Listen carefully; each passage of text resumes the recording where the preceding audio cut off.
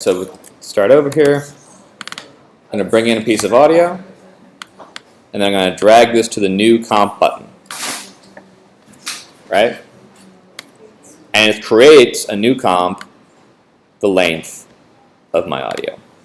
What's the difference between dragging to a teeny tiny button and dragging directly to the button? Well, if you drag, now that I've created this, if I wanted to drag something in there, then I could just drag it into the comp. But to create a new comp, I want to drag it to that little button. I mean, you could just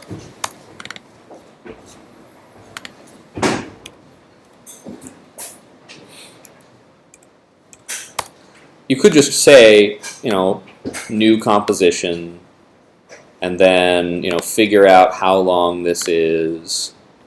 And, well, it looks like I have a display, composition settings here. I have a display in time. I should change this in project settings to time code. And this is 3 minutes, 25 frames. So here, this should be, or 3 seconds rather. And then I should drag this. Yeah, or you can just say, or you can just drag this and let the computer figure it out. So that's what's been going on with the music. So those people were asking about the graph. So if I'm going to go effect, animate, let's see, oops, animation, convert audio to keyframes.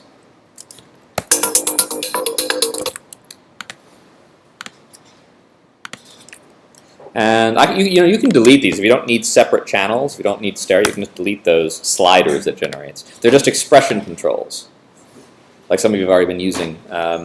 These just hold data, right? They don't change the image. They just hold data for you to use. So we can look at this in the graph.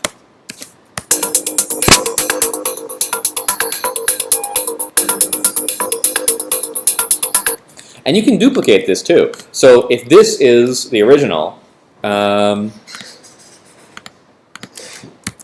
can call this, peak or something. There's no reason you can't edit multiple ones of these.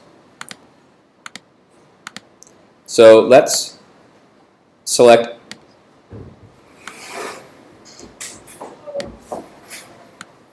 Right, and remember, we're not editing audio here. We're just editing keyframes.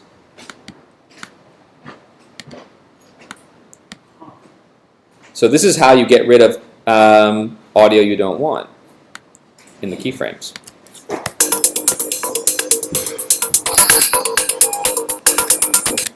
So I was answering your question.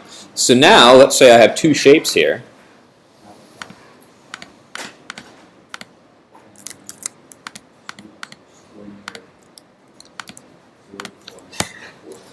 And this one, its position is going to come from the one we've altered, the peaks. And this one, its position is going to come from the regular unaltered one. Option click for expression, pick whip to. Remember that the pick whip is always going where you want to get the data from. I want to get the data from this.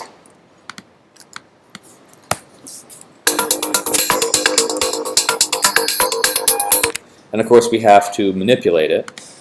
So remember our strategy. Let's get out of graph mode. Remember our strategy with expressions. The last line always has to be the value return, right, to the property here. And the first thing you want to do is turn the crazy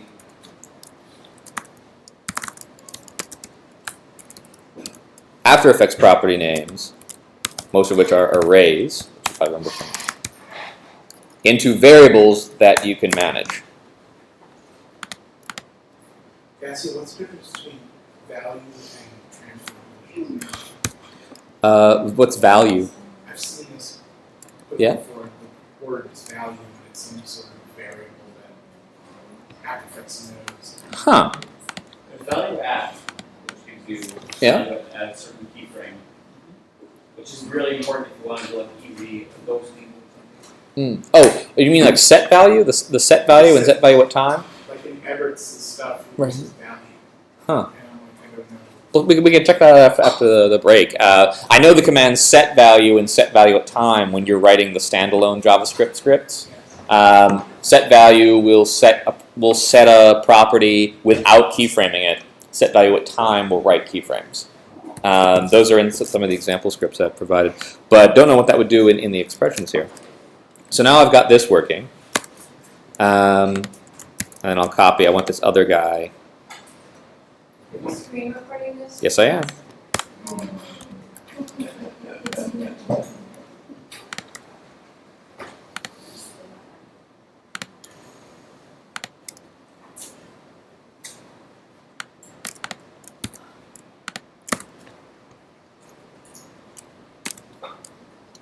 Oops. So I want this one to go from peak. Note these names here. These are just layer names and effect names. You can, That's what I want.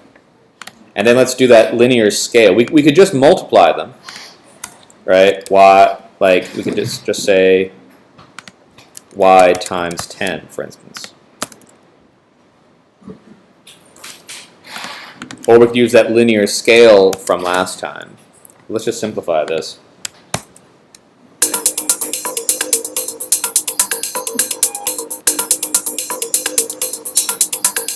Okay, so one only goes from the peaks, and that's because we've edited that graph.